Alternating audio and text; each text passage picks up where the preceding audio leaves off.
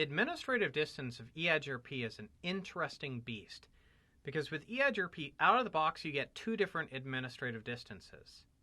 You see the 90 for the IGP elements of EIGRP, but you also see a 170 for the administrative distance of those routes which are redistributed. Now, what if something else is beating us, like a static route? Static routes have an administrative distance of 1 by default, and you might actually want to float it above if you need that static route, but you want it to be less believable. So what you would do is you'd say, all right, I want to be mindful of the EIGRP.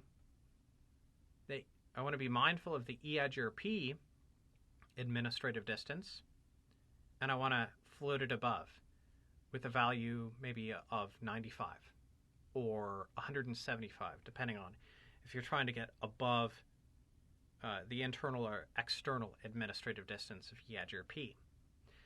Now, you might also have this command, which isn't one that I use a lot because it has very, very specific purposes. But the administrative distance could be modified to say, I don't even want to trust that value. You could say, I'm going to set the administrative distance to 255, which means we're filtering it because it isn't even worthy of going in the routing table. Let me show you this a little bit more, the static route config. Let me just give you a little bit more exposure to that. Let's go to R1, and we'll do a show IP route EIGRP. Now we see this external route, and good, we see the 170. You also see the 90 for internal. And by the way, show IP protocols tells us that same information down at the very last line. Now going back up here, let's say someone just manually baked in a static route and a default one. That is going to trump EIGRP's static route. So I'm going to do a show IP route EIGRP. And we can see that we lost that. And we made up the difference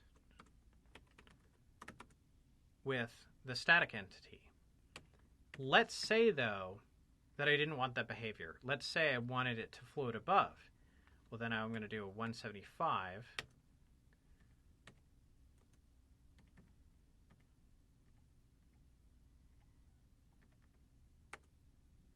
I still have the static route